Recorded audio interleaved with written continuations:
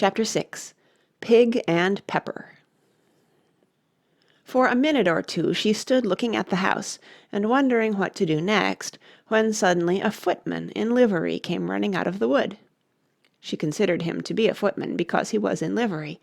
Otherwise, judging by his face only, she would have called him a fish, and rapped loudly at the door with his knuckles. It was opened by another footman in livery, with a round face and large eyes like a frog, and both footmen, Alice noticed, had powdered hair that curled all over their heads. She felt very curious to know what it was all about, and crept a little way out of the wood to listen. The fish footman began by producing from under his arm a great letter nearly as large as himself, and this he handed over to the other, saying in a solemn tone, "For the Duchess, an invitation from the Queen to play croquet." The frog footman repeated, in the same solemn tone, only changing the order of the words a little, "From the Queen, an invitation for the Duchess to play croquet." Then they both bowed low, and their curls got entangled together. Alice laughed so much at this that she had to run back into the wood for fear of their hearing her, and when she next peeped out the fish footman was gone, and the other was sitting on the ground near the door, staring stupidly up into the sky. Alice went timidly up to the door and knocked. "There's no sort of use in knocking," said the footman, "and that for two reasons. First, because I'm on the same side of the door as you are. Secondly, because they're making such a noise inside, no one could possibly hear you." And certainly there was a most extraordinary noise going on within, a constant howling and sneezing, and every now and then a great crash, as if a dish or kettle had been broken to pieces. "Please, then," said Alice, "how am I to get in?" "There might be some sense in your knocking," the footman went on without attending to her, "if we had the door between us. For instance, if you were inside, you might knock, and I could let you out, you know." He was looking up into the sky all the time he was speaking, and this Alice thought decidedly uncivil. "But perhaps he can't help it," she said to herself. "His eyes are so very nearly at the top of his head. But at any rate he might answer questions. How am I to get in?" she repeated aloud. "I shall sit here," the footman remarked, "till to-morrow." At this moment the door of the house opened, and a large plate came skimming out, straight at the footman's head. It just grazed his nose, and broke to pieces against one of the trees behind him. "Or next day, maybe," the footman continued in the same tone, exactly as if nothing had happened. "How am I to get in?" asked Alice again, in a louder tone. "Are you to get in at all?" said the footman. "That's the first question, you know." It was, no doubt, only Alice did not like to be told so. "It's really dreadful," she muttered to herself, "the way all the creatures argue. It's enough to drive one crazy." The footman seemed to think this a good opportunity for repeating his remark, with variations. "I shall sit here," he said, "on and off, for days and days." "But what am I to do?" said Alice. "Anything you like," said the footman, and began whistling. "Oh, there's no use in talking to him," said Alice desperately. "He's perfectly idiotic." And she opened the door and went in. The door led right into a large kitchen, which was full of smoke from one end to the other. The Duchess was sitting on a three-legged stool in the middle, nursing a baby. The cook was leaning over the fire, stirring a large cauldron which seemed to be full of soup. "There's certainly too much pepper in that soup," Alice said to herself, as well as she could for sneezing. There was certainly too much of it in the air. Even the Duchess sneezed occasionally, and as for the baby, it was sneezing and howling alternately, without a moment's pause. The only things in the kitchen that did not sneeze were the cook and a large cat which was sitting on the hearth and grinning from ear to ear. "Please, would you tell me," said Alice, a little timidly, for she was not quite sure whether it was good manners for her to speak first, "Why your cat grins like that?" "It's a Cheshire cat," said the Duchess, "and that's why. Pig!" She said the last word with such sudden violence that Alice quite jumped, but she saw in another moment that it was addressed to the baby and not to her, so she took courage and went on again. "I didn't know that Cheshire cats always grinned. In fact, I didn't know that cats could grin." "They all can," said the Duchess, "and most of 'em do."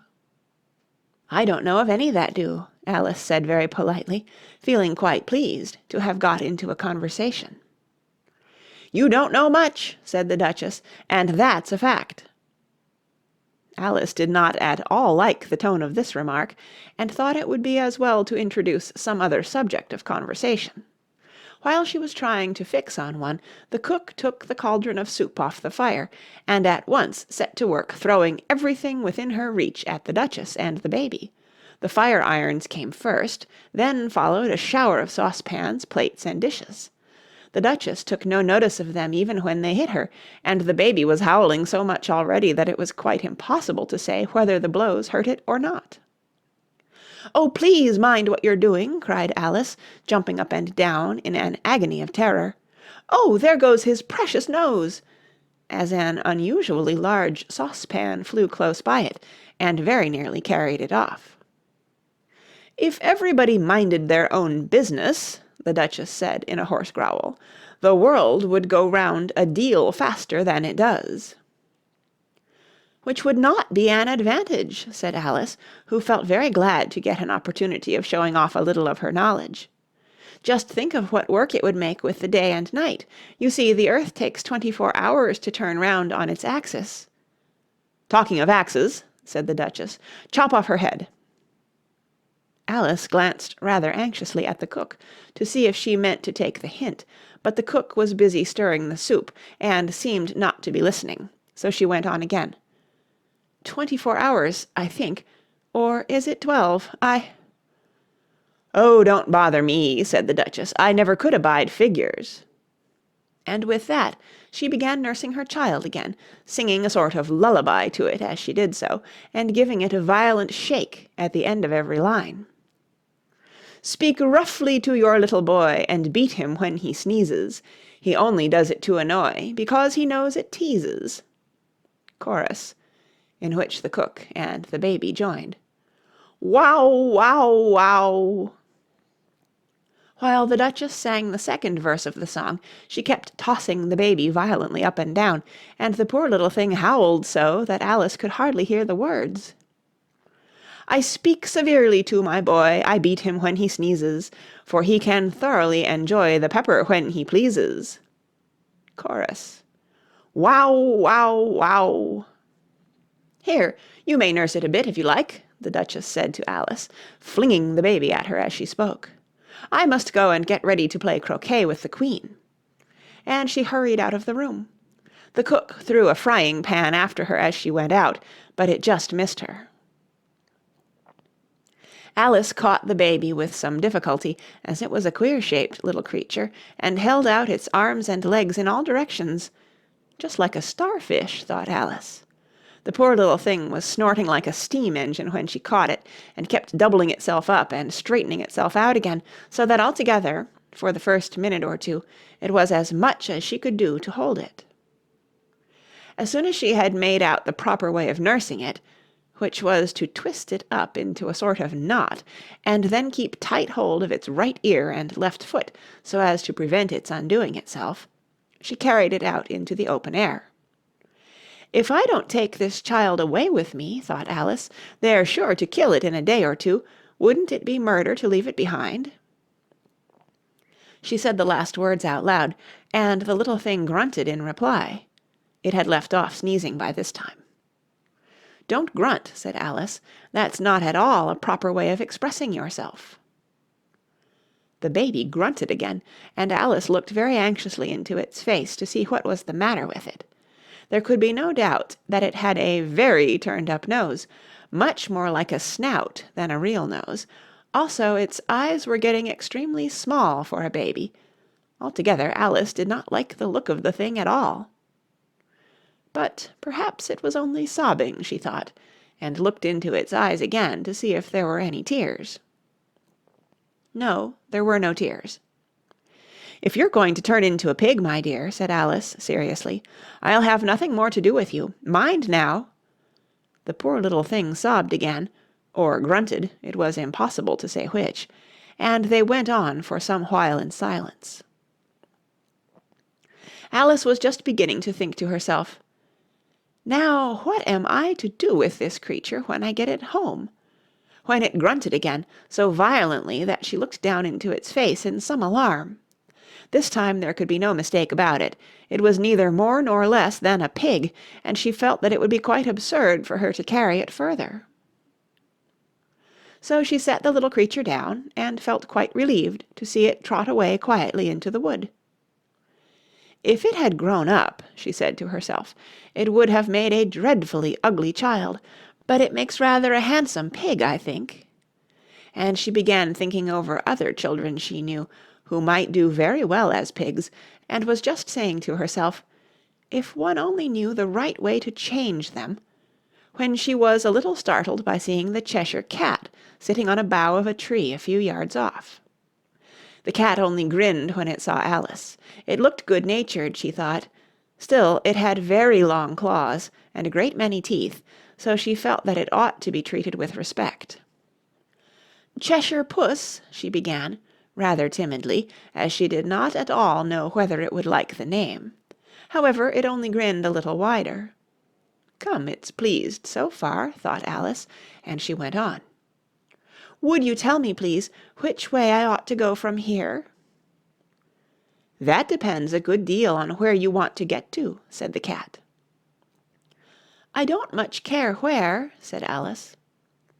"Then it doesn't matter which way you go," said the cat. "So long as I get somewhere," Alice added as an explanation. "Oh, you're sure to do that," said the cat, "if you only walk long enough." Alice felt that this could not be denied, so she tried another question. "What sort of people live about here?" "In that direction," the cat said, waving its right paw round, "lives a hatter, and in that direction," waving the other paw, "lives a March hare. Visit either you like. They're both mad." "But I don't want to go among mad people," Alice remarked. "Oh, you can't help that," said the cat. "We're all mad here. I'm mad. You're mad." "How do you know I'm mad?" said Alice. "You must be," said the cat, "or you wouldn't have come here." Alice didn't think that proved it at all. However, she went on. "And how do you know that you're mad?" "To begin with," said the cat, "a dog's not mad. You grant that?" "I suppose so," said Alice. "Well then," the cat went on, "you see, a dog growls when it's angry and wags its tail when it's pleased. Now, I growl when I'm pleased and wag my tail when I'm angry. Therefore, I'm mad." "I call it purring, not growling," said Alice. "Call it what you like," said the cat.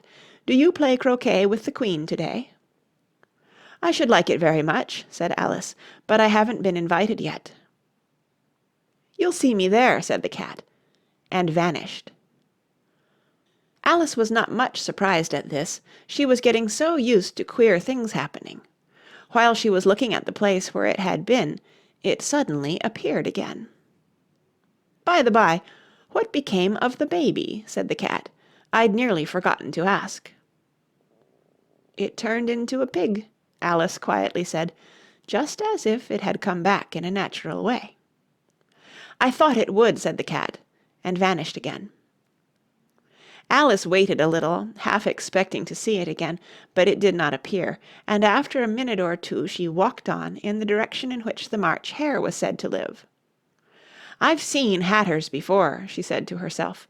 "The March Hare will be much the most interesting, and perhaps, as this is May, it won't be raving mad, at least not so mad as it was in March." As she said this, she looked up, and there was the cat again, sitting on a branch of a tree. "Did you say pig or fig?" said the cat. "I said pig," replied Alice, "and I wish you wouldn't keep appearing and vanishing so suddenly. You make one quite giddy." "All right," said the cat, and this time it vanished quite slowly, beginning with the end of the tail and ending with the grin, which remained some time after the rest of it had gone.